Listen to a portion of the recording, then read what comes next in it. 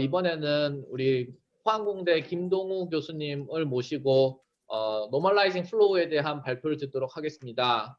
우리 김동우 교수님께서는 2015년에 카이스트에서 박사학위 받으시고 2019년부터 포항공대 AI 대학원에서 근무하고 계십니다. 예, 박수로 환영 부탁드립니다. 예, 부탁드립니다. 네, 반갑습니다. 포스텍 기계학습 연구실 운영하고 있는 김동우라고 합니다. 우선 문일철 교수님이랑 한국인공지능학회 이런 자리를 만들어 주시면 감사를 표하고 싶습니다. 저는 오늘 그 Normalizing Flow라는 모델에 대해서 이제 튜토리얼 형식으로 좀 이야기를 할 텐데요. 간단하게 어떤 식으로 이제 이런 모델들이 동작하는지, 그리고 최신 연구가 어떤 경향이 있는지 그런 것들에 대해서 이야기를 좀 드리도록 하겠습니다. 이 슬라이드 타이틀이 이야기하듯이 Normalizing Flow라는 모델이 제너레이티브 모델들의 일환이거든요. 우리가 흔히 뭐 제너레이티브 모델이라고 하면은 GAN이라든지 VA라든지 이런 모델들을 많이 생각을 하는데, 이제 Normalizing Flow도 그 두 개와 더불어서 최근에 좀 많이 각광을 받고 있는데, 왜 그런지 좀 하나하나 살펴보도록 하겠습니다. 네, 그래서 제너레이티브 모델이 뭔지 그냥 간단하게 짚고 넘어가자면은, 제너레이티브 모델 같은 경우는 뭐 일반적으로는 우리가 데이터가 주어졌을 때 이런 데이터에서 이 데이터를 이제 생성하는, 그런 데이터가 관찰된 확률 분포가 있다고 가정을 하고, 그렇죠? 그리고 이런 확률 분포를 어떻게 하면은 측정할 수 있을지에 관한 그런 모델들입니다. 그래서 어떻게 보면은 뭐 density estimation에 관한 모델이라고도 볼 수 있는데요. 근데 뭐 GAN이라든지 VA라든지 normalizing flow라든지 뭐 그 목적에 따라서 서로 다른 모델들을 만들어낼 수가 있고, 그리고 그 목적에 따라서 서로 다르게 쓰일 수가 있습니다. normalizing flow 같은 경우는 GAN이 할 수 있는 것들도 다 할 수 있고 VA가 할 수 있는 것들도 다 할 수 있는 그런 특성들을 좀 지니고 있는데, 그래서 최근에 좀 많은 주목을 받고 있는 것 같고요. 근데 뭐 조금 더 옛날로 이제 거슬러 올라가자면은, 아마 기계학습 수업, 간단한 수업들 많이 들어보셨다면은 이런 모델들 많이 보셨을 텐데, 제일 간단한 형태의 제너레이티브 모델은 이런 가우시안 믹스처 모델 같은 것들이 있습니다. 그래서 가우시안 믹스처 모델 같은 경우에는 뭐 일반적으로 모델의 가정 자체가 우리가 알지는 못하지만 이렇게 내부적으로 숨겨진 클러스터들이 있고, 그리고 이런 클러스터들을 뭔가 추론 과정을 통해서 찾아내는 그런 것들이 목적이 있습니다. 그래서 뭐 EM 알고리즘이라든지 MCMC 같은 샘플링 방법들을 써가지고 그 관찰한 데이터 X에 관한 덴시티를 어떻게 하면 측정할 것인가, 이런 것들을 하고 있고요. 물론 이게 이제 최근에는 많이 안 쓰이는데, 뭐 가장 큰 이유 중 하나는 아무래도 플렉서빌리티가 좀 많이 떨어지기 때문에 실제로 우리가 다루고 있는 고차원의 데이터들을 잘 처리하지 못한다는 그런 단점들이 있습니다. 네. 그리고 비전 연구를 좀 하신 분들은 에너지 베이스드 모델이라는 모델들을 좀 보신 기억들이 있을 텐데, 뭐 대표적으로는 마르코브 랜덤 필드 같은 모델들이 있습니다. 그래서 이런 모델들은 사실 조금 다른 가정들을 가지고 있는데요. 여기서는 이제 여기 오른쪽에 보이는 그림이 이 MRF, 마르코브 랜덤 필드의 대표적인 그런 일러스트레이션인데, 우리가 이제 X라는 변수들을 관찰을 하고 거기서 뭔가 숨겨져 있는 Y 변수들을 추론하고 싶은 그런 모델들을 이런 MRF 모델로 이렇게 설계를 할 수가 있습니다. 그래서 뭐 간단하게 이 각각의 원들이 픽셀을 나타낸다면은, 이런 픽셀들이 서로 우리가 그냥 이미지를 봤을 때 인접한 픽셀들은 뭔가 비슷한 값들을 지니잖아요. 그래서 그런 가정들을 어떻게 하면 이렇게 그래프 형태로 나타내서 그거를 녹여내서 뭔가 숨겨진 변수들을 찾을 수 있을까 하는 모델들입니다. 그래서 이런 것들은 뭐 세그멘테이션 같은 데서도 많이 쓰였고, 그리고 이미지 디노이징 같은 데서도 많이 쓰였습니다. 근데 뭐 이런 모델들의 단점은 아마 그 추론 과정에서 그 MCMC라는 샘플링 기법들을 많이 쓰기 때문에, 그 샘플링 기법이 들어가면 일반적으로 추론 시간이 굉장히 오래 걸리기 때문에, 혹은 학습 시간이 굉장히 오래 걸리기 때문에 그런 단점들이 있고요. 그래서 뭐 최근에는 좀 보완한 모델들도 나오고 있는데, 근데 뭐 상대적으로 GAN이라든지 VA에 비해서는 널리 사용되고 있다고 보기는 조금 힘든 것 같습니다. 네, 그리고 질문 있으면 언제든 편하게 채팅창 사용해 주시면 될 것 같아요. 네, 그리고 딥러닝 영역으로 넘어와서는 이제 우리가 뭐 흔히들 잘 알고 있는 GAN이라든지 VA라든지 이런 모델들이 있는데, GAN 같은 경우는 뭐 다들 너무나도 잘 알고 계시죠. GAN 같은 모델들은 우리 뭐 이미지 생성, 사람 얼굴 생성이라든지 아니면 그림을 생성한다든지 엄청 많은 생성 태스크들에 사용이 되고 있는데, GAN 같은 경우에는 조금 뭐 그냥 기계 학습적인 측면에서 혹은 이론적인 측면에서 보자면은 문제라고 할까요? 아니면은 한계라고 할까요? 한 가지 한계점은 우리가 그 데이터를 직접 샘플을 할 수는 있지만, 데이터를 어떤 랜덤한 노이즈에서 직접 샘플을 할 수는 있지만 이 데이터의 덴시티를 측정할 수 없다라는 게 조금 한 가지 단점입니다. 그렇죠? 그래서 뭐 덴시티를 측정하면 그럼 뭘 할 수 있는, 우리 샘플만 필요하지 않느냐라고 생각을 할 수도 있는데, 덴시티가 있다면은 뭐 할 수 있는 것들이 이제 관찰된 데이터의 덴시티를 측정을 하고, 그리고 그 데이터가 덴시티가 굉장히 낮다면은 뭐 이게 약간 아웃라이어에 좀 더 가깝구나, 아니면 이런 데이터는 실제로 관찰될 확률이 굉장히 낮겠구나라는 그런 결론들을 내릴 수가 있는데, 근데 겐 같은 경우는 그런 능력은 없고 그냥 단지 지금까지 봤던 것들이랑 비슷한 샘플들을 계속 뽑아낼 수 있는 그런 능력만을 가지고 있습니다. 그래서 뭐 그런 것들을 보완하기 위해서 함께 사용되는 모델이 Variational Autoencoder라는 VA라는 모델인데, 근데 GAN이랑 VA 같은 모델들은 다 공통적인 가정이 이제 이 Z라는 어떤 잠재 변수가 있고, 그죠? 그리고 이 잠재 변수에서 우리가 관찰하는 X라는 이런 값이 나온다는 게 공통적인 가정입니다. 근데 VA 같은 경우에는 기본적으로 이제 Z라는 게 주어졌을 때 X라는 게 어떤 확률적으로 관찰된다는 또 Z 기분 X라는 요 확률을 모델링하기 위해서 생성된 그런 모델인데, 근데 사실 이게 이런 식으로 보면은 옥토 인코더의 형식을 띠고 있을 의미는 크게 없죠. 그냥 Z가 주어졌을 때, X가 주어졌을 Z가 주어졌을 때 X의 확률을 모델링하는 이런 컨디셔널 모델들을 하고 싶은 건데, 근데 우리가 결과적으로는 X가 주어졌을 때 Z를 알아내고 싶기 때문에 이 확률의 죄송합니다. 네.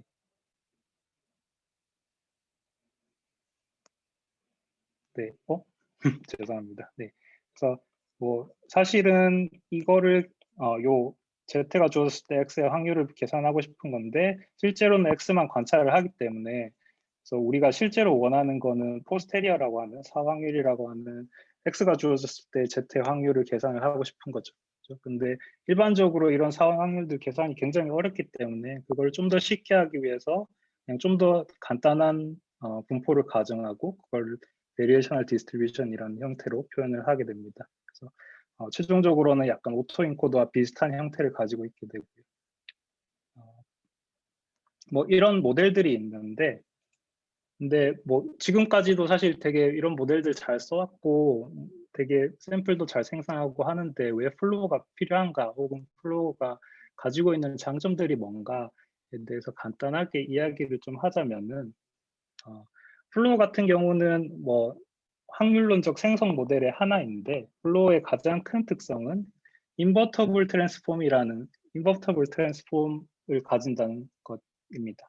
그래서 이 말이 어떤 뜻이냐면은, 그러니까 우리가 GAN이나 VA에서 이 잠재 변수 Z와 그리고 관찰된 변수 X에 대해서 다루는데, GAN 같은 경우는 Z에서 X로 이렇게 샘플링을 통해서 그죠? 이미지를 생성해내는 거였고, 그리고 VA 같은 경우에는 어떻게 보면 이 양방향이 다 가능했는데, 근데 X가 주어졌을 때 Z의 확률을 모델링을 했죠. 그래서 그 말인즉슨 X가 주어졌을 때 뭐 여러 가지 Z가 한꺼번에 다 이제 고려가 될 수 있는데, 이 각각의 Z에 대해서 어떤 것들이 제일 그럴싸한 Z인가를 모델링하는 그런 모델이 VA였다면은, 플로우 모델은 이 Z와 X의 1대1 대응을 가정을 하고 있습니다. 그래서 플로우 모델 같은 경우에는 하나의 Z가 주어졌을 때 그에 해당하는 X가 있고, 그리고 하나의 X가 주어졌을 때 그에 해당하는 Z를 찾을 수가 있습니다. 그래서 실용적으로 프랙티컬하게 되게 많은 부분에서 의미 있게 쓰일 수 있는데 이런 것들이 일단은 가장 큰 장점이고요. 그리고 또 다른 장점은 우리가 VA 같은 경우에는 실제로 그 사후 확률을 계산하는 게 되게 큰 문제였는데 그래서 그거를 정확하게 계산을 할 수가 없기 때문에 다양한 어프록시메이션 기법들에 의존을 할 수밖에 없었는데 이런 플로우에서는 그 우리가 최종적으로 원하는 density, x, 관찰된 데이터 x에 관한 density 혹은 확률이라고 해석을 해도 되는데요. 이 값을 정확하게 계산을 할 수 있다는 겁니다.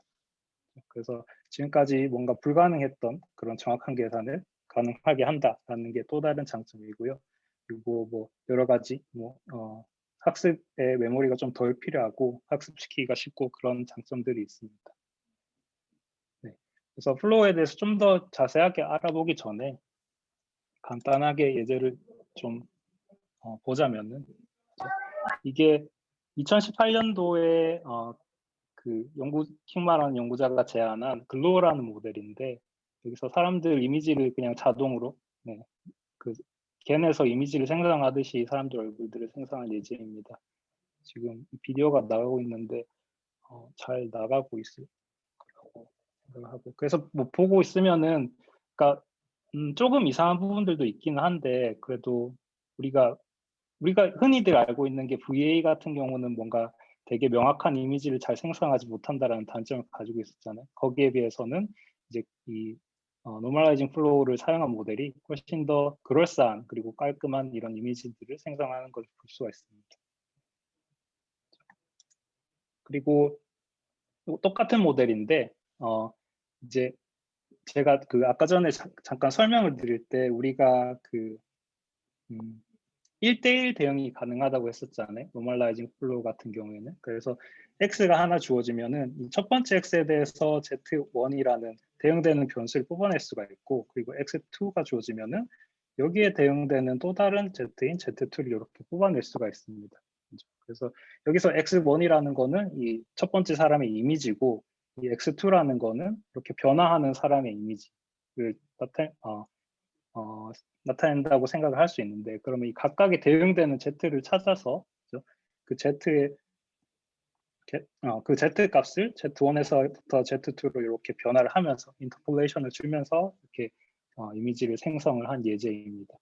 그래서 그 VA 같은 경우나 VA나 겐 같은 경우도 인터폴레이션이 좀 가능하긴 하지만 거기에 비해서 이 노멀라이징 플로우가 하는 인터폴레이션은 좀 더 정확하게 그 계산이 가능하다는 그런 장점들을 지니고 있습니다. 네, 그래서 여기까지 좀 예제들을 좀 봤는데 그래서 뭐 노멀라이징 플로우가 뭐냐에 대해서 간단하게 이야기를 조금 하려고 합니다. 노멀라이징 플로우를 우선 이해를 하려면은 이 체인지 오브 베리어블 트릭이라는 것을 간단하게 이해를 해야 되거든요. 그래서 이 부분에 대해서 일단 설명을 좀 하도록 하겠습니다. 네. 체인지 오브 베리어블이라고 딱 적혀 있는 거 보면은 그러니까 변수들끼리 변화를 준다라는 의미잖아요. 그래서 기본적으로 아까도 뭐 계속 똑같은 이야기를 하고 있지만 기본적으로 우리는 x가 주어졌을 때 이 x에 해당하는 어떤 z를 찾아가는 그런 과정에 대해서 이야기를 하고 있는데 그러면은 기본적으로 변수가 랜덤 베리어블이라는 베리어블이 두 개가 필요하잖아요. 그래서 여기서는 이제 x라는 랜덤 베리어블이랑 y라는 랜덤 베리어블 이렇게 두 개가 있다라고 가정을 일단 해보겠습니다. 그리고 x라는 랜덤 베리어블은 0에서 1까지의 범위에서 유니폼한 확률을 가지는 이런 유니폼 디스트리뷰션을 가진다라고 가정을 할게요. 그러면은 이제 우리가 결국은 하나의 변수를 다른 변수로 옮기는 거기 때문에 그 트랜스폼하는 과정을 어떤 함수로 표현을 할 수가 있는데요. 여기서는 간단하게 요런 함수를 하나 설계를 해봤습니다. 그래서 변화하는 변수인 y는 원래 변수 x에다가 2를 곱하고 1을 더해주는 이런 과정들을 통해서 x에서 y로 변수를 변환한다라고 함수 f를 정의를 내렸습니다. 그렇죠? 그러면은 그 확률 밀도 함수, x의 확률 밀도 함수를 보면은 처음에는 이렇게 0에서 1까지의 유니폼한 확률 분포를 가지고 있는데, 그렇죠? 그러면은 x가 0일 경우에는 y가 1이 될 거고, 또 여기에 x에 0을 넣으면은 y가 1이 되고, 그리고 x에 1을 넣으면은 y가 3이 되는 걸 볼 수 있습니다. 그 말인즉슨 0에서 1까지의 값들이 1에서 3까지의 값으로 이 함수 f에 의해서 변화가 된다라는 거를 네, 확인할 수가 있고, 그러면 이 변화에 맞춰서 사실은 y의 확률 밀도 함수, x의 확률 밀도 함수도 변경이 되어야 됩니다. 그렇죠? 가장 큰 이유 중 하나는 우리가 확률 밀도 함수라는 걸 정의를 할 때 이 area under 계속 뭔가 끊기는데, 이 밑에 있는 이 영역 있잖아요. 이 영역의 그 너비가 1이 되어야지 확률 밀도 함수가 정확하게 정의가 되잖아요. 그래서 x라는 변수를 y라는 변수를 이렇게 변환을 한다면은 변환된 영역 내에서도 이 확률의 성질을 만족을 하기 위해서 이렇게 변환된 영역의 너비도 1이 되어야 된다라는 네, 성질을 우리가 찾을 수가 있습니다. 그렇죠? 그래서 간단하게 예제를 보면은 이 y라는 우리가 처음에는 이제 x라는 변수가 있고 이 x라는 변수의 확률 밀도만 알고 있다라고 가정을 한다면은 이렇게 x에서 y로 변환이 되었을 때 그러면은 y의 확률을 어떻게 구할 것인가 라는 질문을 좀 해볼 수가 있는데요. 뭐 이런 경우에는 사실 간단합니다. 그래서 여기서 예제로 나온 거는 이제 y가 1에서부터 2 사이에 있을 확률은 어떤 것일까라고 질문을 할 수가 있는데, 그러면은 이 1에서부터 2까지 영역은 여기 변환된 뒤에 이 첫 번째 영역에 해당하는 거잖아요. 그렇죠? 그러면은 사실 이 영역을 x에 대응되는 영역으로 다시 찾아가는 그런 과정이 필요한데, 여기서는 그냥 너무 단순한 이 변화를 주었기 때문에 x에서는 0에서부터 0.5까지, 즉 이 확률이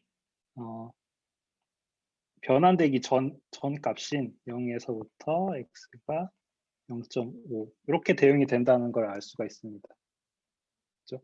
그래서 이게 사실은 어떻게 보면은 그 노멀라이징 플로우라는 모델의 핵심이기도 한데, 그러니까 변수가 하나가 있고 되게 간단한 변수 x라는 변수가 하나가 있고, 그리고 이 변수를 어떤 변환식을 통해서 다른 변수로 옮기는 이런 과정이 있다고 가정을 합니다.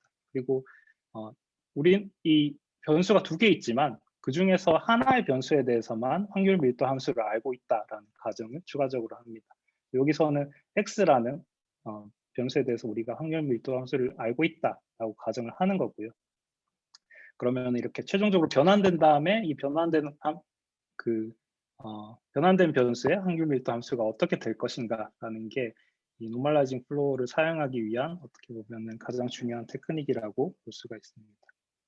그래서 지금 이 슬라이드에서는 이제 변수가 그냥 1차 변수, 1차원 변수에 대해서만 다뤘는데, 실제로 우리가 그 관찰값들을 보면은 사실은 1차원이 아니고 다차원이잖아요. 그래서 여기서는 뭐 2차원에 대한 예제를 잠깐 봤는데, 여기 2차원에 대한 예제가 여기 살짝 있는데, 1차원에서는 사실 변수가 그냥 하나만 이렇게 f라는 함수에 의해서 x에서 y로 이렇게 단순하게 움직였는데, 사실 2차 이상으로 가면은 이 변환이 조금 더 복잡해집니다. 그렇죠? 그래서 여기는 2차원의 영역에서 두 가지 다른 변환에 대해서 그림을 살짝 그려봤는데, 첫 번째 같은 경우에는 이 그냥 특정 영역을 다른 영역으로 이렇게 옮기는 이런 선형 변환이 있을 수가 있고, 두 번째 그림 같은 경우에는 조금 더 복잡한 선형 변환으로 나타낼 수가 있습니다. 그렇죠? 요거 2가지 케이스는 사실 둘 다 선형 변환에 관한 것이긴 한데, 이 선형 변환을 그냥 간단하게 변환식으로 쓰자면은 변환된 변수 y는 어떤 리니어 매트릭스 m에다가 원래 그 값 x를 곱한 다음에 b를 더해주는 이런 식으로 선형 변화를 나타낼 수가 있습니다. 그렇죠? 근데 여기서도 기본 가정은 우리가 이제 x에 관한 그냥 간단한 확률 분포만 알고 있다라고 이렇게 가정을 하고요. 그래서 그러면 여기서는 사실 질문이 조금 더 복잡해지죠. 아까 1차원에서는 그래도 조금 이해하기가 쉬웠는데 2차원에서는 그렇죠? 그러면은 이 변환되기 전에, 그러니까 변환되기 전에 우리가 이 영역에 대해서는 확률이 뭐 4분의 1이라는 거를 이제 간단하게 알 수 있는데, 이 영역이 변환되고 난 후에 이 영역에 대해서도 4분의 1이라는 걸 알 수 있죠. 근데 우리가 실제로 궁금한 거는 그러면은 요렇게 뭔가 이 범위가 있다면은 요 변환되고 나서 요 범위 혹은 변환되고 나서 요런 범위 이런 범위에 대한 확률을 어떻게 구할 수 있을까? 혹은 확률 밀도 함수, 해당 지역의 확률 밀도 함수를 어떻게 구할 수 있을까라는 질문을 해볼 수가 있습니다.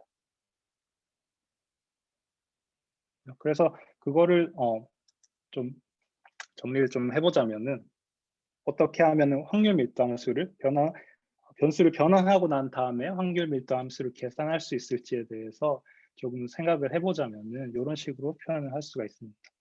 그래서 여기서는 이제 1차 유니베리에이트 케이스에 대해서 이야기를 먼저 할 텐데요.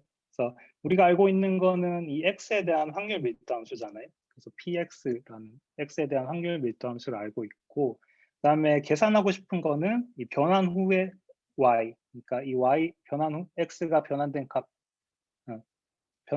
y에 대한 확률 밀도 함수를 알고 싶은 겁니다. 그렇죠? 그러면은 사실은 여기 예제에서 보면은, 그러니까 이 x가 0에서 1까지, 즉 1의 범위를 지니고 있었는데 처음에는, 그죠? 근데 이게 변환을 통해서 2배로 늘어났잖아요. 그래서 0에서 1까지의 범위였는데 이게 변환을 통해서 1에서 3까지의 범위가 2배로 늘어났단 말이에요. 그러면은 그냥 단순하게 생각을 해보면은, 그죠? 특정 영역에서 예를 들면 0에서 0.5까지의 영역이 여기서는 1에서 2까지 영역으로 2배가 늘었으니까 이 확률 이 박스에 여기 있는 이 박스의 넓이를 1로 유지하기 위해서는 이 박스의 높이가 2분의 1로 낮아져야 되는 거죠. 원래 그 박스의 높이에 비해서. 그렇죠? 그렇게 해야지 여기 이 파란 영역과 녹색 영역이 파란 영역과 녹색 영역의 넓이가 같아지는 것을 확인을 할 수가 있을 겁니다. 그렇죠? 그러면 결과적으로 이제 x에서 y로 변환을 줄 때 이 변환이 얼마나 빠르게 일어나느냐, 혹은 x가 조금 변화했을 때 y가 얼마나 많이 변화할 것인가를 고려를 해서 이제 이 두 가지 확률 변수에 대한 확률 변수의 확률 밀도 함수에 대해서 관계식을 세울 수가 있는데요. 그래서 답은 여기에 이미 나와 있습니다. 그래서 px에서 py로의 관계식은 px에다 이 뒤에 마지막에 볼륨 커렉션이라는 텀을 곱해줌으로써 표현이 될 수가 있습니다. 여기서 볼륨 커렉션이라는 거는, 그러니까 이 dy, dx라는 이 값은 x가 조금 변화할 때 y가 얼마나 변했느냐를 다루는 그런 수치잖아요. 그래서 요거를 지금 이 주어진 fx는 2x 더하기 1이라는 함수가 주어졌을 때 요 값은 2로 이렇게 계산이 됩니다. 그죠? 이 말인즉슨 x가 1 이동할 때 y가 2 이동한다라는 뜻이니까, 결과적으로 이 확률 밀도 함수는 y의 확률 밀도 함수는 x의 확률 밀도 함수의 2분의 1이 되어야 된다라는 결론을 내릴 수가 있습니다. 그렇죠? 여기서는 이 값이 2니까 이 값을 사실 이쪽으로 옮긴다면 2분의 1이 되겠죠. 그래서 그런 식으로 해석을 하면은 이렇게 변수들 간의 변화를 줄 때 이 변수 이 볼륨이라고 하죠. 이 볼륨을 뭔가 지켜야 된다. 볼륨을 프리저브 해야 된다라는 특성을 파악을 할 수가 있습니다. 그래서 요 마지막 텀, 볼륨 커렉션이라는 텀이, 그러니까 x가 조금 변화했을 때 y가 얼마나 변할지, 요 텀이 가장 중요한 텀인데, 1차 변수가 1차 변수일 때는 이렇게 쉽게 계산이 되는데, 다차원일 때는 사실은 조금 더 복잡해집니다. 그래서 여기서는 이렇게 선형 변환에 대해서 조금 이야기를 할 텐데, 처음에는 이 녹색 영역에 x라는 값이 있었다면 어떤 변환을 통해서 이 녹색 영역이 파란색 영역의 y로 이렇게 변환이 되는 것을 가정을 할 수가 있습니다. 그렇죠? 그러면 이런 경우에 이 x와 y의 확률 밀도 함수들이 어떤 관계를 지니고 있는지 그걸 파악을 할 필요가 있는데요. 그래야지 우리가 y에 대한 확률 밀도를 정확하게 계산을 할 수가 있기 때문에 그 관계식을 잘 파악할 필요가 있는데, 여기서 그냥 간단하게 그 선형 변환이 있었다라고 가정을 하면은 이 영역의 변화량, 그러니까 이 선형 변환에 있어서 우리가 그 행렬식이라고 하는데, 이 선형 변환이 m이라는 게 있다면은 이 행렬식이라는 게 뜻하는 거는, 이 행렬식이라는 게 뜻하는 거는 이 변환이 가지는 넓이를 나타냅니다, 일반적으로. 그렇죠? 그래서 여기서 x에서 y로의 변화 m이 있다면은 이 파란 영역의 너비는 이 변환식을 매트릭스로 표현할 수 있으니까 이 변환식의 그 디터미넌트, 행렬식이 됩니다. 요거는 선형대 수학 과정을 들으셨으면은 이제 변환식의 디터미넌트, 행렬식이 그 너비를 나타낸다라는 걸 알고 계실 텐데요. 이런 특징을 사용을 하면은 다변수의 경우에도, 다변수의 변수가 있을 경우에도 x에서 y로의 변화와 그리고 x의 밀도 함수, 확률 밀도 함수와 y의 확률 밀도 함수의 관계식을 이런 식으로 설정을 해줄 수가 있습니다. 그렇죠? 그래서 1차 변환이랑 거의 비슷한데, 여기서의 차이점은 그냥 그 다차원에 대한 변환이기 때문에, x에서 y로의 다차원에 대한 변환이기 때문에 이 x에서 y로의 변환식, f라는 변환식의 그 x에 대한 변화량을 측정을 한 다음에 그거를 여기 이 텀을 우리가 흔히들 자코비안이라고 하는데, 그러니까 함수 f의 출력이 함수 f의 입력 x가 조금 변할 때 그 출력이 얼마나 많이 변할 것인지를 나타내는 게 이 자코비안이라는 텀인데, 이 자코비안이라는 텀이 결국은 이 볼륨이 얼마나 크게 변하는지를 설명을 해줄 수가 있기 때문에 이 변화량의 디터미넌트, 행렬식을 구해주면은 이제 x와 y의 확률 밀도 함수들의 관계식을 이렇게 정립을 할 수가 있습니다.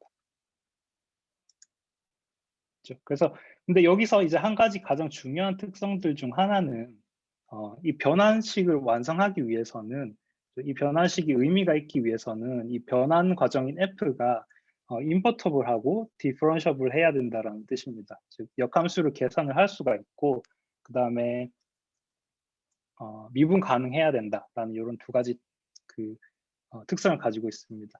이게 그 역함수가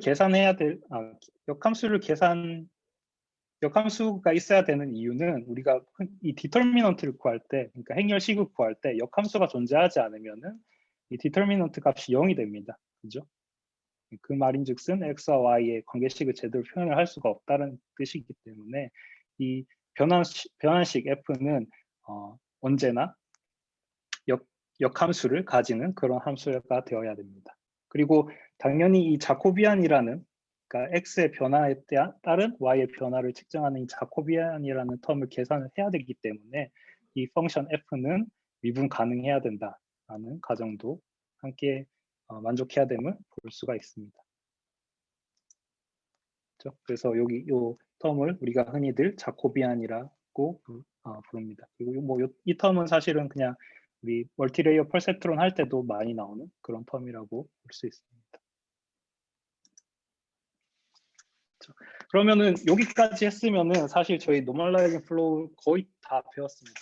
노멀라이징 플로우 같은 경우에는 처음에 저희가 말했던 것처럼 x에서 z, 그러니까 관찰된 값 x에서 어떤 잠재 변수 z로의 1대1 대응을 나타낸 걸 노멀라이징 플로우라고 했는데, 저희가 이제 하나의 변수 x의 변수를 다른 변수로 변경하는 그 변경식 f만 알고 있으면은, 그렇죠? 그러면은 이런 식으로 봤듯이 관계식을 설정을 할 수가 있고, 그러면은 이제 요수식을 사용해 가지고 노멀라이징 플로우라는 모델을 설계를 할 수가 있습니다.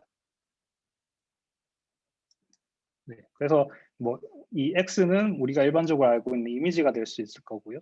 그리고 z는 조금 쉬운 분포, 그러니까 우리가 잘 계산할 수 있는 쉬운 분포라고 가정을 하면 됩니다. 여기서는 그냥 가우시안 분포라고 가정을 할 거고요. 그 normalizing flow 함수 f가 하는 역할은 그러면은 이런 이미지들을 그냥 뭔가 랜덤한 노이즈 같은 형태로 이렇게 바꾸어주는 그런 역할을 하고 있다라고 생각을 하면 됩니다. 그렇죠? 그러면은 우리가 이 첫 번째 이미지요. 첫 번째 이미지가 여기 있는 요런 이제 화이트 노이즈로 변경이 됐다라고 가정을 했을 때, 근데 사실 이 화이트 노이즈는 가우시안 분포 혹은 정규 분포에서 발생을 했기 때문에 요 영역에 대해서 우리가 되게 쉽게 덴시티를 계산을 할 수가 있습니다. 그렇죠? 그러면 그 덴시티를 바탕으로 여기 있는 요 덴시티를 계산을 할 수가 있다는 뜻이 되는 거죠. 그러면 요 덴시티와 그리고 우리가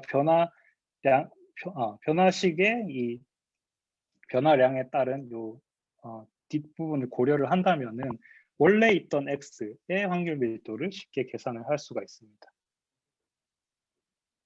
그죠? 사실 여기까지 이해를 하셨으면은 노멀라이징 플로우라는 모델을 거의 완벽하게 다 이해를 하신 건데, 근데 뭐 여러 가지 문제가 사실 여기서 발생할 수가 있는데, 첫 번째 문제는 이 부분을 어떻게 쉽게 계산을 하느냐라는 문제가 있을 수 있습니다.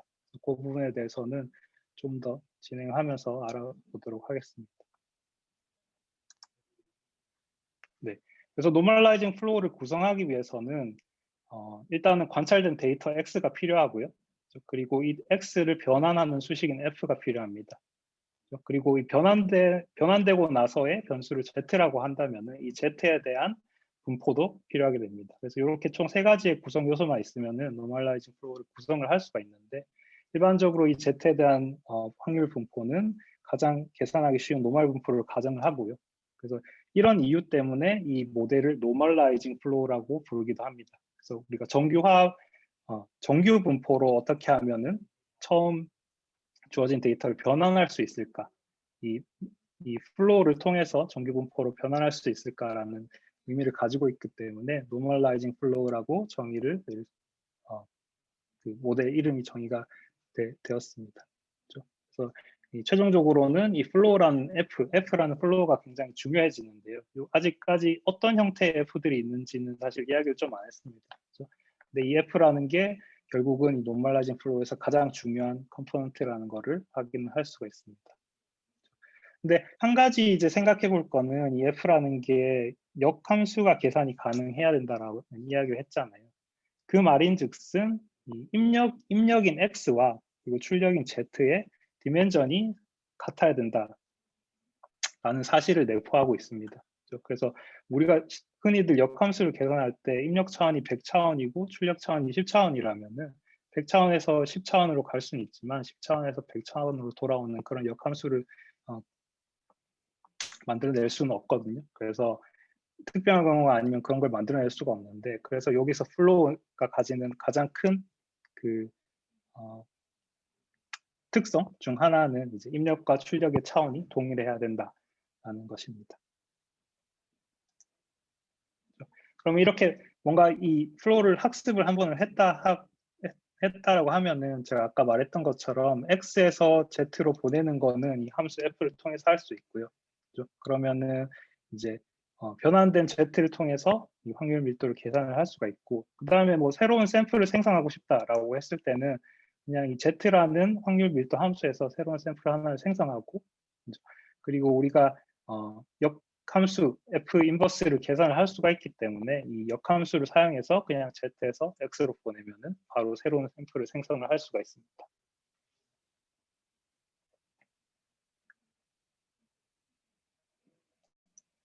네, 그럼 요거 어떻게 학습하느냐에 대해서 좀 이야기를 해보자면은 그냥 간단하게 맥시멈 로그 라이클리후드 방법으로 학습을 시킬 수가 있습니다. 그러니까 우리가 지금 이 함수 f라는 거에 대해서는 사실 자세하게 이야기는 안 했는데, f의 특성이 이런 특성을 가져야 된다라는 이야기만 했는데, 그렇죠?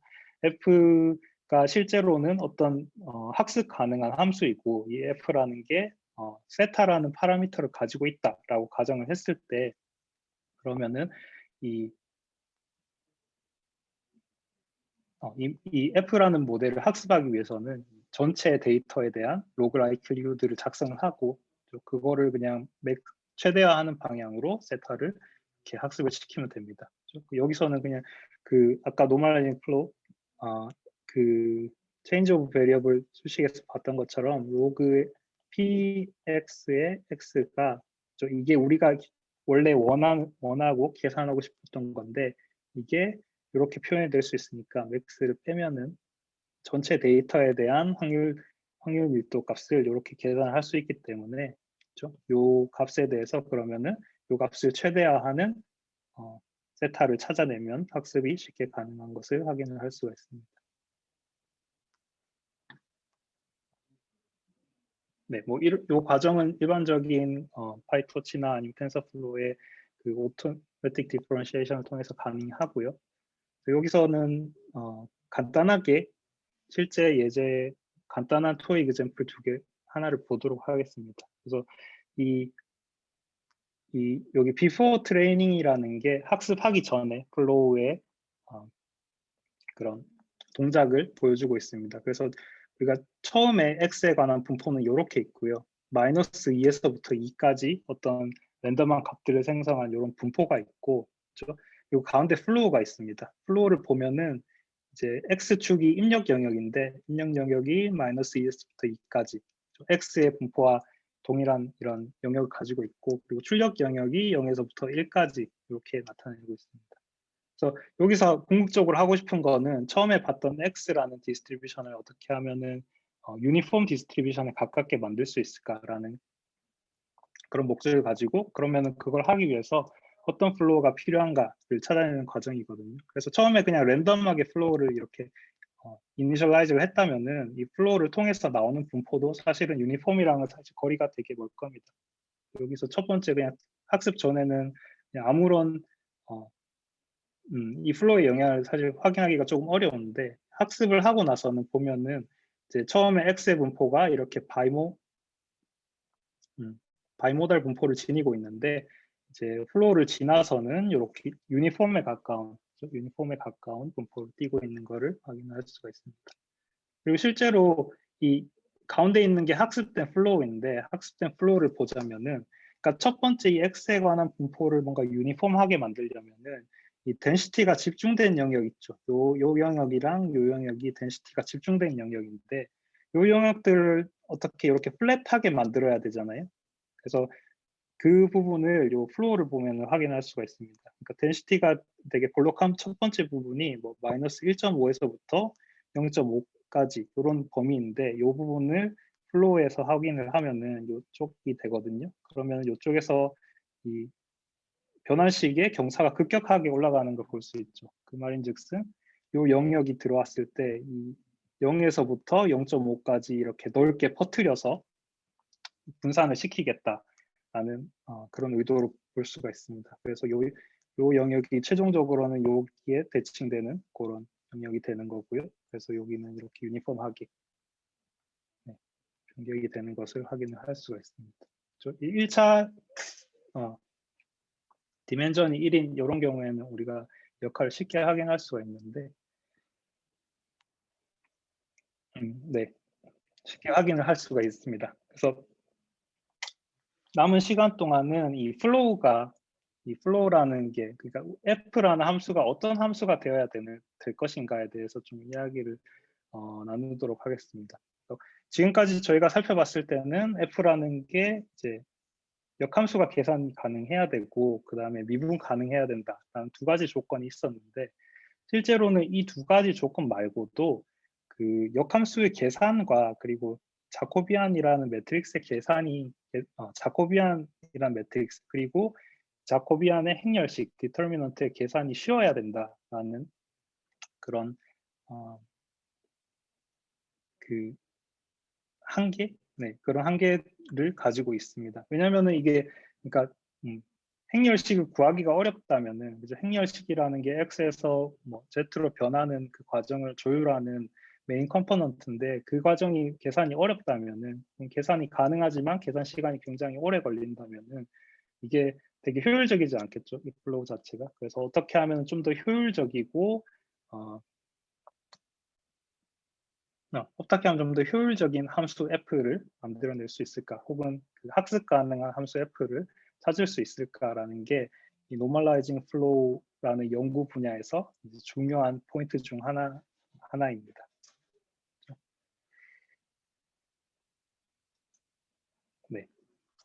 F에 대해서 이야기하기 전에 근데 지금까지 봤으면은 그냥 X에서 Z로 F라는 함수를 한 번 써가지고 그냥 뭔가 이미지를 그냥 랜덤 노이즈로 바꾸는 그런 과정을 거쳤다고 생각을 할 수도 있는데 실제로는 그렇게 한 번만의 변화를 주진 않고, 그러니까 여러 개의 함수를 이렇게 컴포지션을 해서 합성을 해서 그 전체적으로 변화를 주게 됩니다. 그래서 우리가 딥뉴럴 네트워크 이야기할 때 보통 레이어를 이렇게 많이 쌓는 그런 이야기들을 하잖아요. 그래서 플로우도 똑같이, 그러니까 x라는 변수가 있고 그 변수를 이제 f1이라는 함수를 통해서 한 번 변환하고 그 다음에 f2라는 함수를 통해서 두 번 변환하고 이런 식으로 k번 변환을 해서 최종적으로 z라는 그런 값을 뽑아내게 됩니다.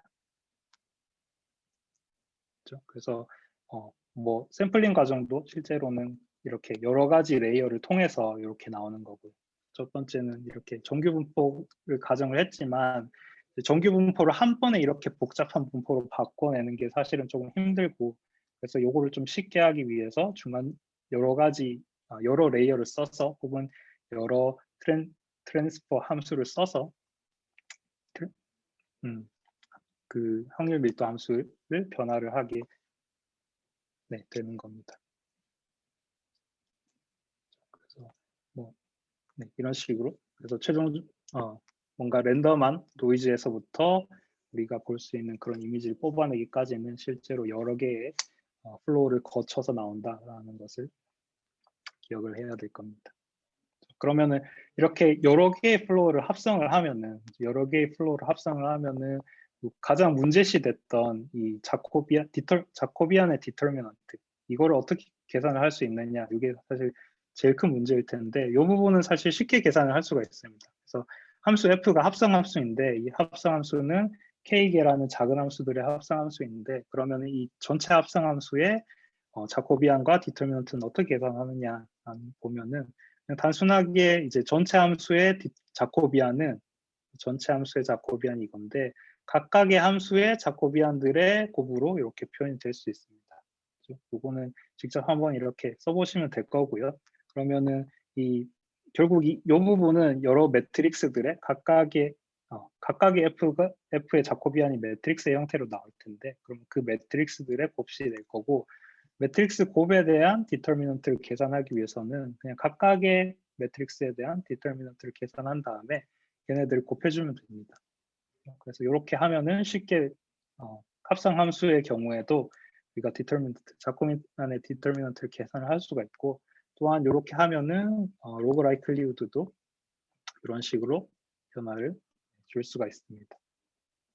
X에서 Z로의 과정은 그냥 합성함수 F를 써서 한 번에 하면 되고, 그 뒤에 이 계산하는 부분들은 잘게 쪼갠 다음에 걔네들을 그냥 걔네들 각각에 대해서 계산을 한 다음에 이렇게 더해주면 됩니다. 그래서 여기까지 하면은 이제 큰 그 스트럭처, 플로우의 스트럭처를 우리가 다 확인했다라고 이야기를 할 수 있는데, 그럼 결과적으로 제일 중요한 거는, 그러니까 지금까지 뭐 이야기하지 않는 거는 F라는 함수가 실제로 어떻게 생겨 먹었나, F라는 함수가 어떤 F라는 함수가 좋은 함수인가에 대해서는 이야기를 좀 하지 않았잖아요. 그래서 그 부분에 대해서 이야기를 좀 나누도록 하겠습니다. 그래서 가장 쉬운 형태의, 가장 간단한 형태의 이 변환 함수는 뭐 리니어 함수가 될 겁니다. 그래서 x라는 변수가 왔을 때 이거를 선형 변화를 통해서 z라는 변수로 변환을 할 수가 있는데, 가장 간단한 형태는 이런 식으로 선형 변환을 가정을 할 수가 있고요. 그렇죠? 근데 이렇게 하면은 그 역함수도 사실 쉽게 구할 수가 있습니다.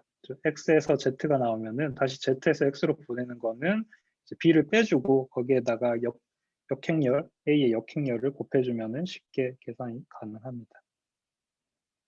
그리고 뭐 이 행열식도 쉽게 구할 수 있죠. 이 fx를 이 x에 관해 자코비안을 계산하면은 이게 그냥 a가 나오거든요. 그렇죠? 그러면은 우리가 필요한 거는 이 자코비안에 대한 디터미넌트이기 때문에 요거는 그냥 일반적인 우리가 매트릭스에서 디터미넌트 계산하는 그런 라이브러리를 써서 쉽게 계산을 할 수가 있습니다.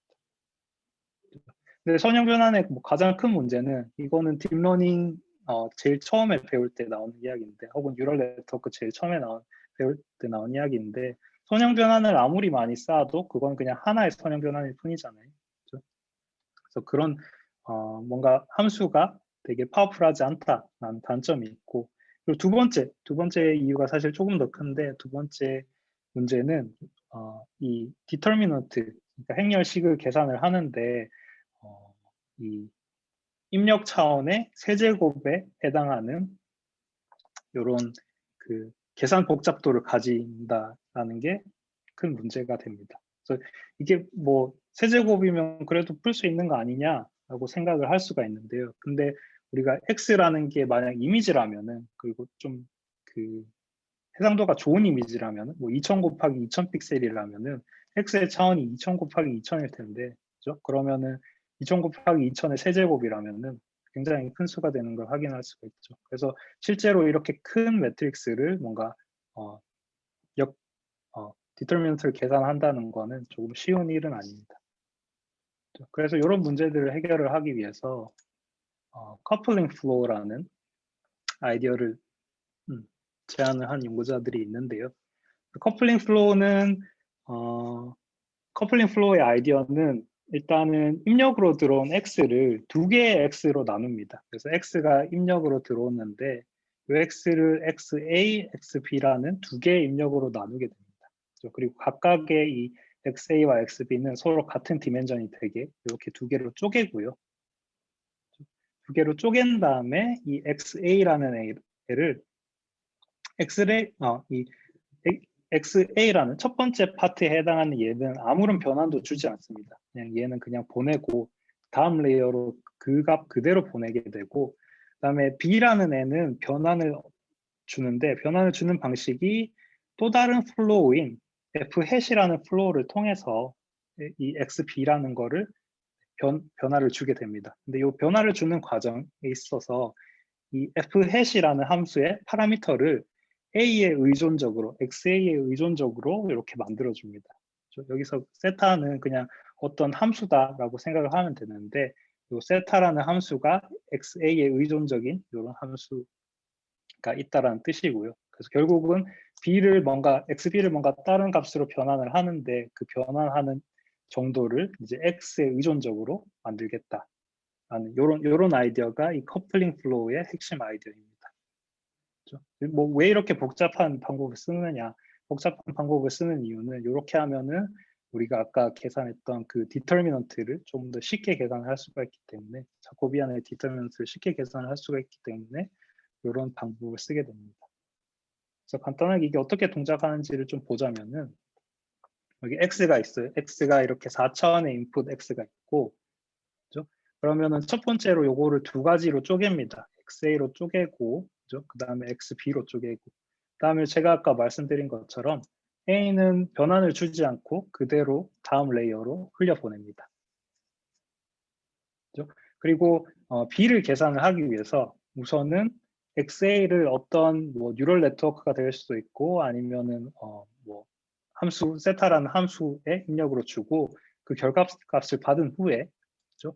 그 결과값을 이제 F#이라는 함수의 인자로 사용을 해서 이 XB라는 값을 변환을 주게 됩니다. 그래서 XB는 이 최종적으로 이런 F#이라는 함수의 결과로 이렇게 나오게 되고요. 그리고 요거 두 개를 다시 합쳐서 최종적으로 하나의 플로우를 완성을 하게 됩니다. 그렇죠? 그래서 x라는 거는 최종적으로 이런 값을 가지게 됐고, 그렇죠? 그럼 이거를 저희가 이 플로우 이야기를 할 때 가장 중요한 게 이게 역함수가 계산이 가능해야 한다라고 이야기를 드렸었잖아요. 그래서 역함수를 계산하는 과정을 잠깐 보자면은, 그렇죠? 처음에 이 네 개의 차원이 있고, 이 네 개의 차원을 다시 두 개 이렇게 쪼갭니다. 근데 우리는 이미 이 첫 번째 두 차원은 변화가 없었다라는 걸 알고 있잖아요. 그래서 그걸 그냥 보내고, 그래서 이 부분은 뭐 역함수를 취해도 그대로니까 그대로 보내고, 그 다음에 아까 계산했던 요 세타라는 네트워크의 값을 ZA 혹은 XA 값을 사용을 해가지고 다시 계산을 하게 됩니다. 그렇죠? 그 아까 전에는 이렇게 그 포워드 패스에서는 이렇게 계산을 했는데 사실 입력값이 같기 때문에 이렇게 계산을 하든 지금처럼 이렇게 뒤에서 앞으로 계산을 하든 이 커플링 네트워크라는 네트워크의 출력값은 동일할 겁니다. 그렇죠? 그리고 이렇게 동일한 출력값을 가지고 아까 그 fhash이라는 함수의 역함수를 계산을 하게 됩니다.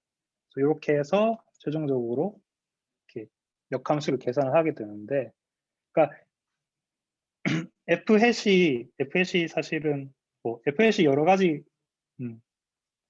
방법들이 있을 수 있지만, 그렇죠? 그냥 이런 식으로 생각을 해보면은,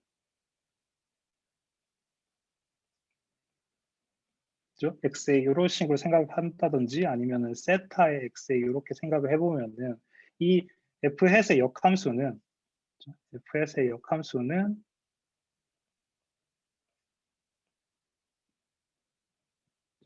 그 gb라는 값에 요 xa 요걸 빼주는, 혹은 za, za랑 xa랑 사실 같은 값이니까 둘 다 똑같은 말인데, 이렇게 하면은 쉽게 zb에서 xb로, 여기가 원래는 xb였죠. 이 xb로 쉽게 계산이 가능합니다. 그리고 이 과정에서 보면은 이 커플링 네트워크라는 게 그 포워드 패스에서도 그냥 쓰였고 백워드 패스에서도 그냥 쓰였습니다. 그죠? 커플링 네트워크는 우리가 역함수를 계산할 필요가 전혀 없다라는 것을 확인을 할 수가 있죠. 그렇게 그러면은 이제 이 fhat이라는 걸 어떻게 설계하느냐에 따라서 이런 식으로 커플링 플로우를 완성을 할 수가 있습니다.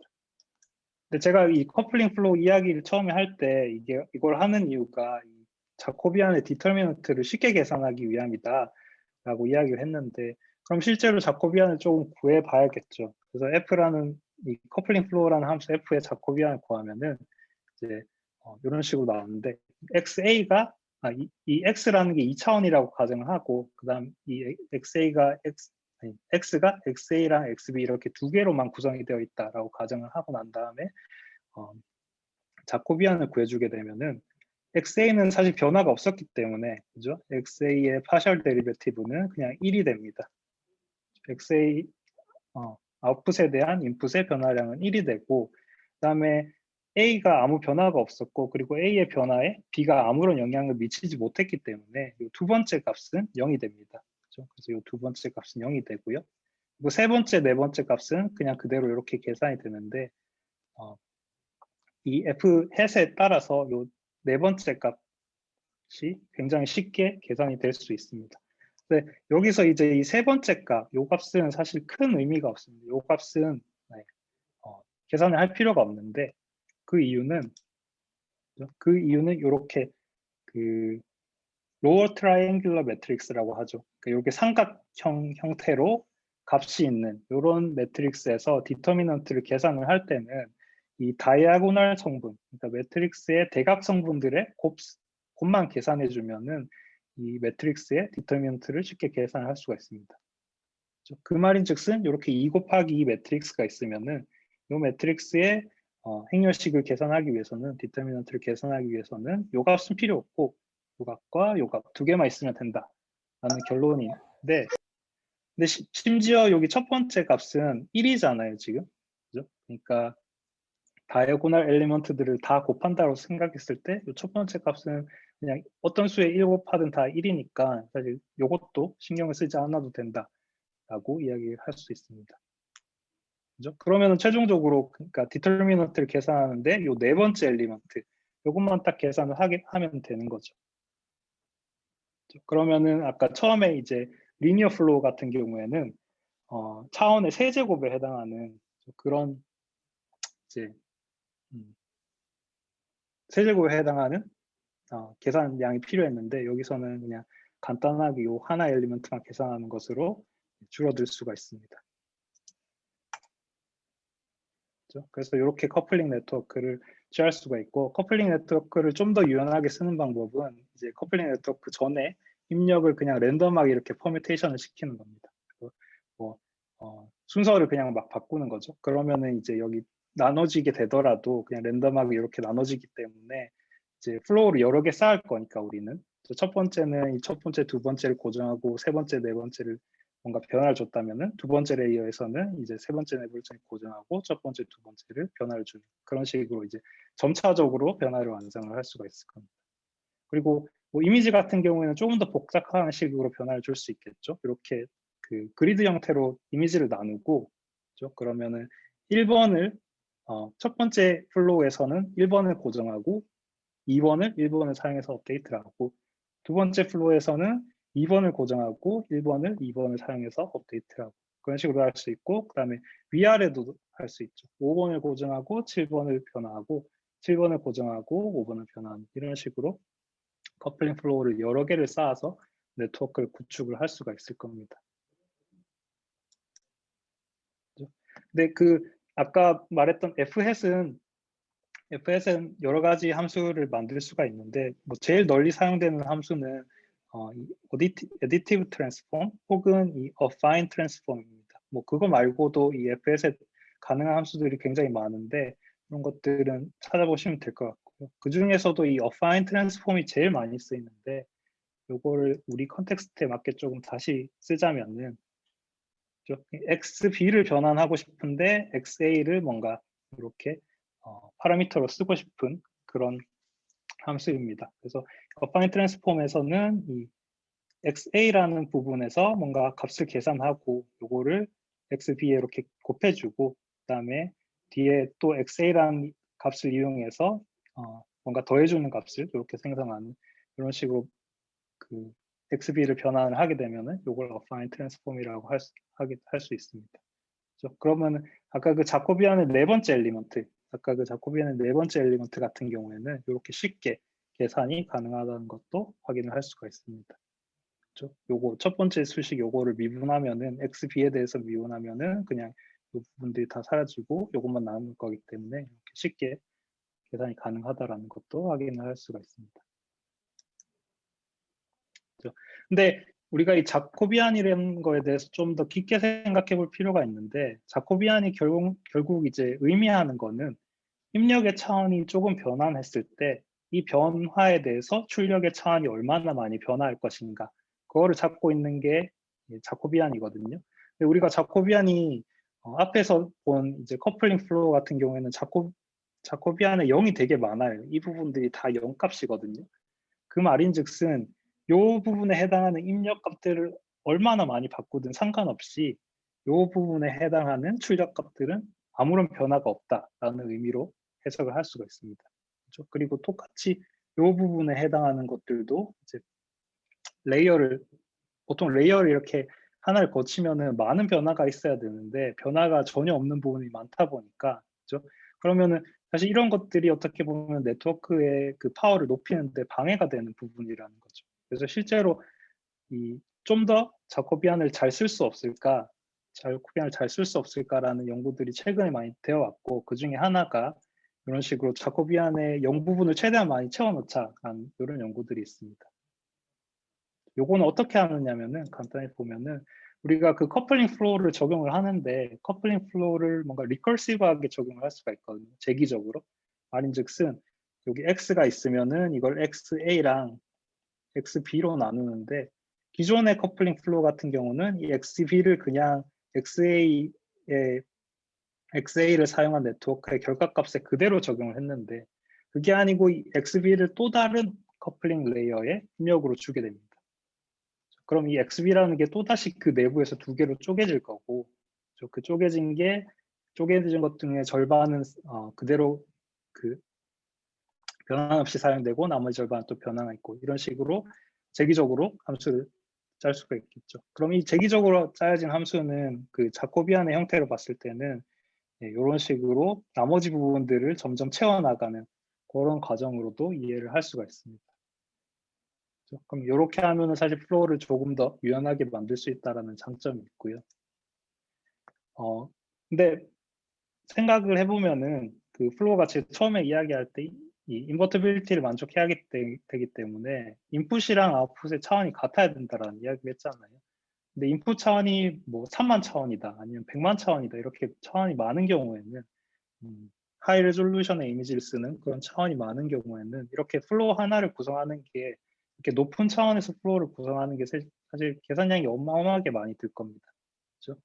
그래서 그걸 해결하기 위해서 멀티 스케일 플로우라는 게 또 제안이 됐는데, 이 멀티 스케일 플로우는 사실 뭐 간단합니다. 처음에 이렇게 X가 있으면은 플로우를 한번 태우고 결과값을 뽑은 다음에 첫 번째 4개, 첫 번째 절반의 엘리먼트는 더 이상 아무런 변환도 주지 않습니다. 그리고 나머지 절반에 대해서 뭔가 변화를 주고, 거기서도 이제 그 절반의 절반에 대해서는 아무런 변화를 주지 않고, 그리고 마지막 절반에 대해서 이렇게 변화를 주는, 이런 식으로 플로우를 또 구성할 수가 있거든요. 그러면은 F1 같은 경우에는 전체 디멘전을 모두 다 사용해야 되기 때문에 조금 더 복잡할 수는 있지만, F2, F3 혹은 레이어가 가면 갈수록, 깊어지면 깊어질수록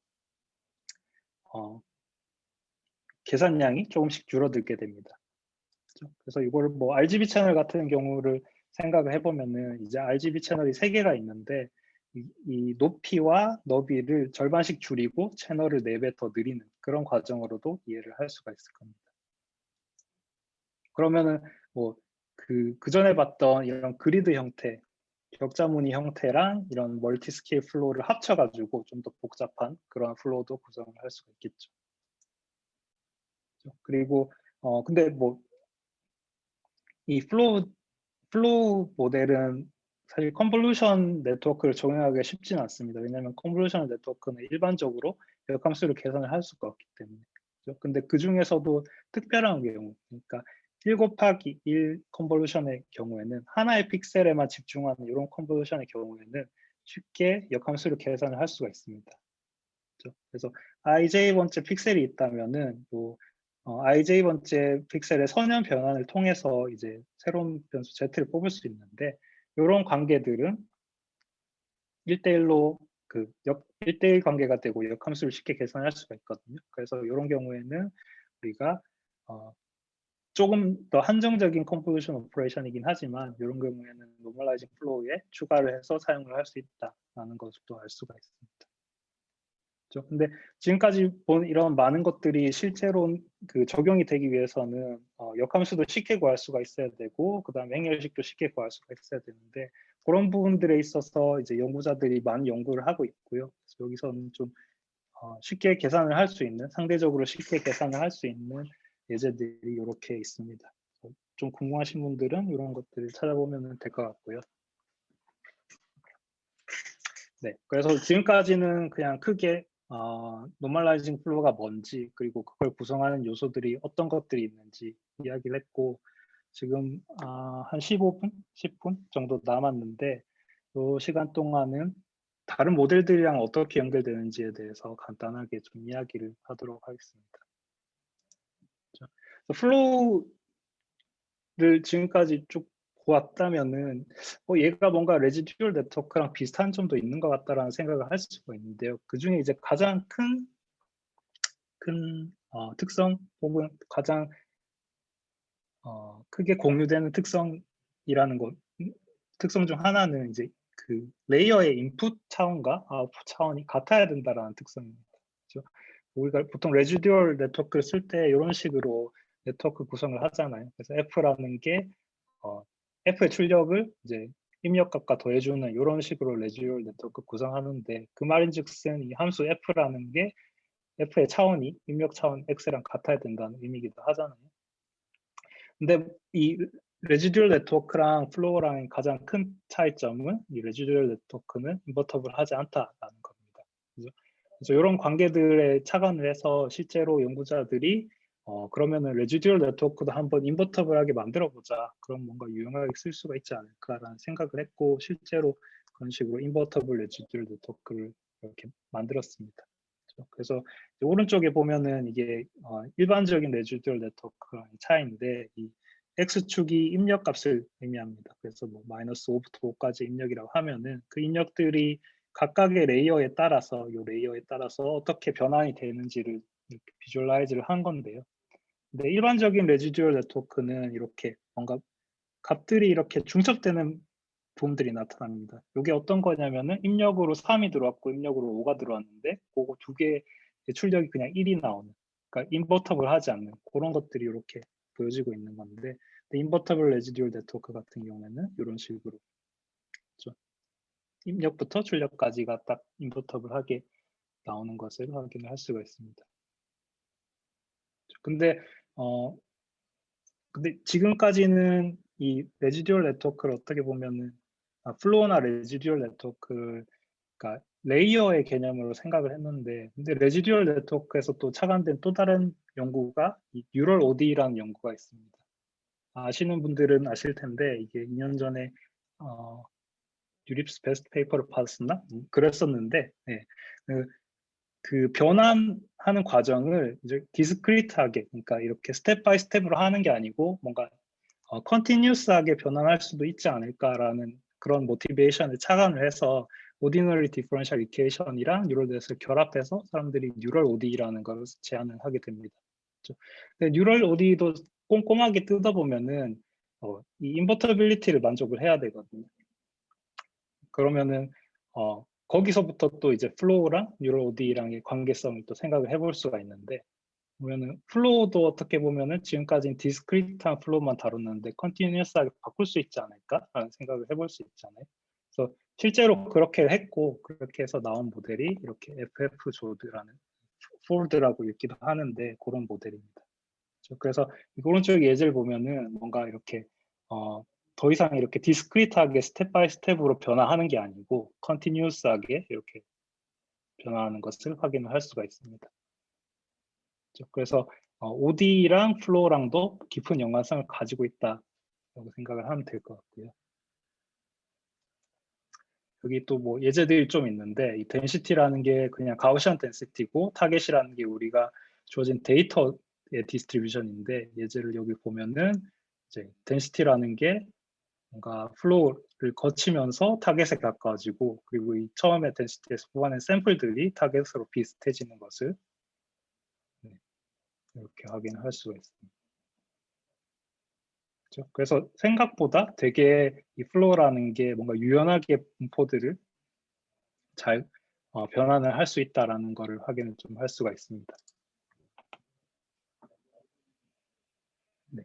그리고 마지막으로 플로우랑 베리에이션 오토인코더 VA랑의 관계에 대해서 조금만 설명을 하고 마치도록 하겠습니다.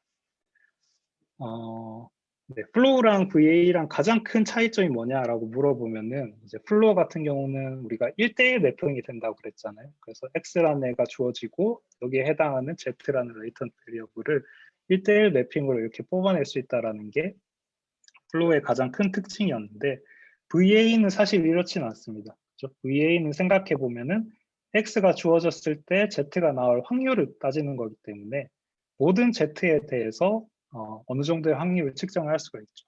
그래서 좀 다르게 생각하면은 하나의 X에 대해서도 여러 개의 Z가 나올 그런 가능성을 가지고 있는 모델이라고도 생각을 할 수가 있습니다. 그렇죠? 그래서 이게 이제 VA랑 플로우의 가장 큰 차이라고 생각을 할 수가 있는데요. 근데 이 VA를 학습하기 위해서 우리가 흔히들 쓰는 이 엘보라는 오브젝티브를 좀 찬찬히 뜯어보면은, 그러니까 흔히들 우리가 이렇게 리컨스트럭션이랑 컴플렉시티 혹은 프라이어와의 KL 다이버전스 이런 식으로 나타내는데, 이 수식을 조금 전개를 하다 보면은 이런 식으로도 쓸 수가 있습니다. 그래서 이런 식으로 쓸 수가 있는데, 이 다시 쓰여진 수식에서 우리가 이 베리에이셔널 분포 Q에서 Z라는 샘플을 하나만 뽑게 된다면은, 샘플을 보통 하나만 뽑아서 VA를 학습을 하잖아요. 그래서 그런 식으로 생각을 하면은 이 엘보라는 오브젝티브를 이렇게 다시 쓸 수가 있습니다. 여기서 Z 해시라는 거는 Q라는 분포에서 나온 하나의 샘플을 의미하고요. 그래서 이렇게 엘보 오브젝티브가 이런 식으로 표현이 되는데, 이게 어떻게 보니까 이 노멀라이징 플로우의 오브젝티브, 그렇죠? X에서 Z로 변화한 다음에 그거의 덴시티를 측정하는 이 오브젝티브랑 굉장히 비슷한 거를 많이 찾을 수가 있습니다. 여기 애초에 Z, 변환된 Z에 관한 덴시티를 측정하고 그 다음에 뭔가 두 개의 관계성을 측정하는 그런 걸 확인할 수가 있는데, 실제로 이제 수식을 좀 전개를 해보면은 이 두 개가 같은 수식으로 컨버지 한다라는 거를 보여줄 수가 있습니다. 근데 뭐 그것보다는 그러면은 이게 두 개가 비슷하니까 두 개의 뭔가 장단점만 취할 수 있을까? 라는 생각도 해볼 수가 있는데, 그래서 실제로 이 SolVA라는 그 프레임워크이 제안이 최근에 되었는데, 요거는 이제 플로우랑 VA의 장점들을 좀 결합해 보자 하는 그런 목적으로 나왔습니다. 그래서 플로우 같은 경우는 바이젝티브고 VA 같은 경우는 풀리 스토카스틱인데, 사실 이 바이젝티비티가 이 1대1 대응이 언제나 필요한 건 아니거든요. 1대1 대응이 필요 없는 상황에서는 그냥 뭐 하나의 Z에 대해서 하나의 X로 매핑이 가능하게, 근데 여러 개의 Z가 하나의 X로 매핑이 가능하다든지, 아니면 여러 개의 X가 하나의 Z로 매핑이 가능하게 한다든지, 좀 더 이런 식으로 릴렉스 해줄 수 있거든요. 그래서 이런 식으로 릴렉스해서 모델을 짤 수가 있고, 이렇게 짜면은 VA랑 이제 노멀라이징 플로우랑 뭔가 장점을 조금 결합하는 그런 형태의 모델이 나올 수도 있습니다. 그렇죠? 그래서 뭐 네, 이 부분은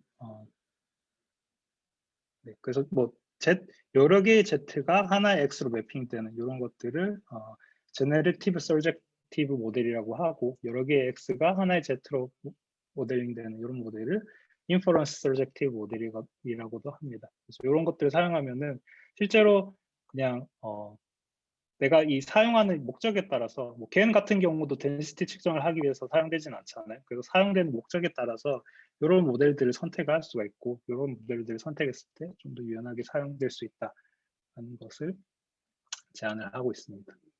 네. 마지막으로 이 서젝티브 그 플로우에 대해서 간단한 예제 하나만 들고 마치도록 하겠습니다. SolVA 혹은 서젝티브 플로우 같은 것들이 유용하게 쓸 수 있는 어플리케이션이 몇 개 있는데, 그중 하나가 이 퀀타이제이션이라는 겁니다.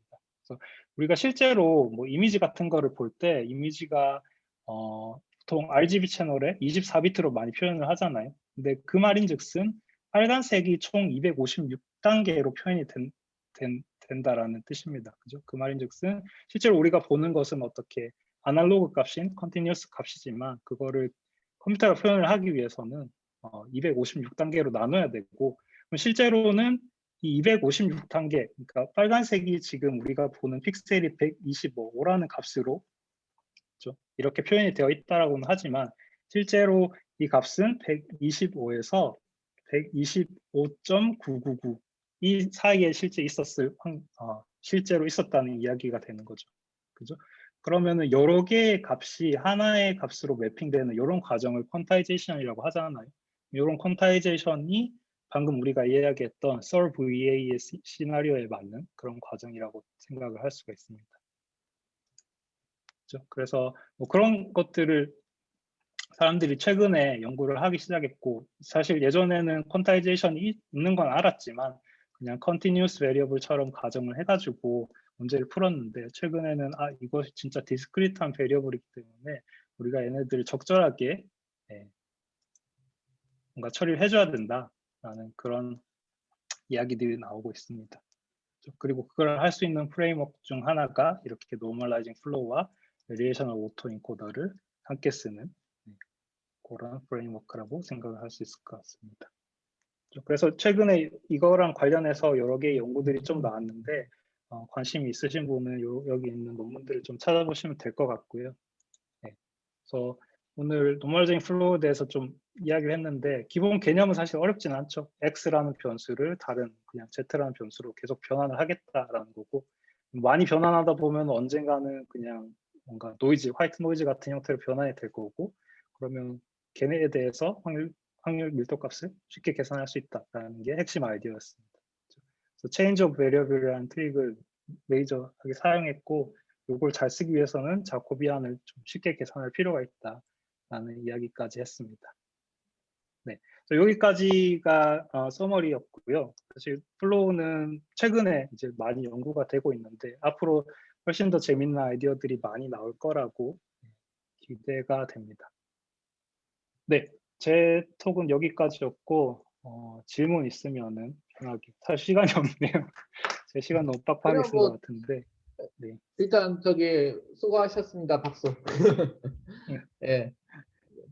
뭐 재밌는 기초부터 시작해가지고 최근의 연구 내용까지 잘 개괄을 해주셔서 감사합니다. 혹시 이제 수강생들 중에서 질문 있으신 분들은 채팅창에 남겨주시면 좋고요. 채팅창에 뭐 쓰는 동안에 제가 간단하게 그런 질문을 좀 던져보면 그 기본적으로 아까 썰 VAE도 말씀하셨지만 그때도 말씀하셨지만 이 플로우의 가장 특징이면서도 어떻게 보면 한계점이라고 볼 수 있는 게 X와 Z의 디멘셔널리티가 같아야 된다라는 것이라고 생각합니다. 그거는 뭐 단순히 이게 뭐 이제 역함수를 구한다 어쩐다 그런 차원의 문제도 있을 수 있지만 그보다 더 중요하게는 그런 인포메이션 보틀렉을 이용해 가지고 정보의 압축이라고 하는 차원을 누리지 못한다라고 하는 것도 이제 근본적인 문제점인 것 같은데요. 이제 그래서 플로우에다가 VA를 얹은 거죠. 마지막에 말씀하신 거는. 맞습니다. 근데 그러면 이게 VA 선상에서 어떻게 보면 익스텐션의 생각도 들고요. 플로우 자체만의 능력으로 좀 그런 인포메이션 보틀렉이라든지 아니면 정보의 압축 효과를 얻을 수 있는 방법은 없을까요? 네, 개인적으로는 플로우 자체만 가지고는 좀 불가능할 것 같은데, 근데 아까 뭐 잠깐 이야기했지만 그 멀티 스케일 플로우 같은 경우가 그런 것들을 사실 하려고 있는 거긴 하거든요. 요 부분에서. 그래서 그러니까 첫 번째로 변환된 다음에 절반을 버려버리잖아요. 그러면 이 절반이 사실은 되게 쓸모없는 정보들을 가지고 있을 확률이 되게 높죠. 왜냐하면은 한 번의 변환만으로도 그냥 정규 분포에 가까운 값들로 변환이 되어야 되기 때문에 그 말인즉슨 그냥 얘네들의 값들이 뭐 별 의미가 없기 때문에 한 번의 변화만으로도 정규 분포에 가까워진다라는 이야기를 할 수가 있는 거거든요. 이런 모델이 만약 잘 학습이 되었다면, 그렇죠? 그러면은 그런 의미에서 사실 이 최종적으로 Z를 뽑았지만 이 Z의 첫 번째, 네 번째 값들은 별 의미가 없어요. 그래서 실제로 뭔가 생성할 때도 이 네 개의 값들을 막 변화를 줘봐도 역으로 X를 추정하는 데 있어서 그렇게 큰 도움이 안 되거든요. 네, 그래서 이런 식으로 아키텍처를 조금씩 변경을 하면서도 그런 인포메이션 보틀렉에 의거한 그런 효과를 누릴 수 있지 않을까라는 생각도 조금은 가지고 있습니다. 네.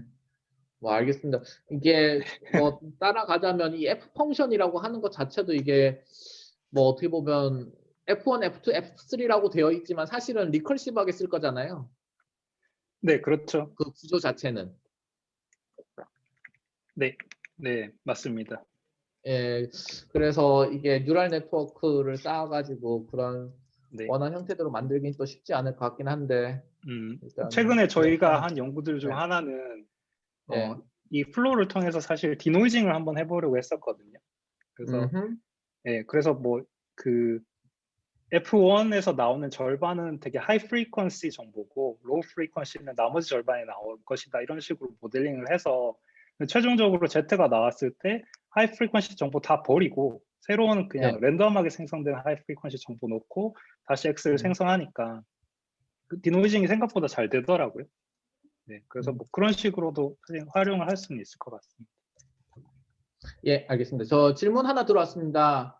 그 김혜진 애트리분께서 도움 강연 감사합니다. 플로우로 데이터를 생성한 예, 이미지 제너레이션 한 예도 있나요? 라는 질문이 있었는데 이거는 뭐 바로 보여주시면 되겠네요. 요거는 앞에 사실 있었는데 이게 사실은 다 이미지 생성한 예제입니다. 지금 뭐 얼굴 이미지밖에 없긴 한데 최근 논문들 많이 찾아보면은 얼굴 말고도 다른 것들에 대해서 생성한 예제들 많이 보실 수 있을 겁니다. 네. 예, 감사합니다. 혹시 다른 질문들 있으신가요? 예, 없으시면 일단 여기까지 하고 또 혹시나 수강생들 중에서 질문 있으시면 김동우 교수님께 연락하시면 또 잘 답장해 주실 거라고 예상합니다. 예, 네, 김동우 이메일 교수님 있으니 네, 김동우 교수님 이메일 있으니 수고하셨습니다. 편하게 연락해 주시면 될 것 같습니다. 네, 네 고맙습니다. 안녕. 네.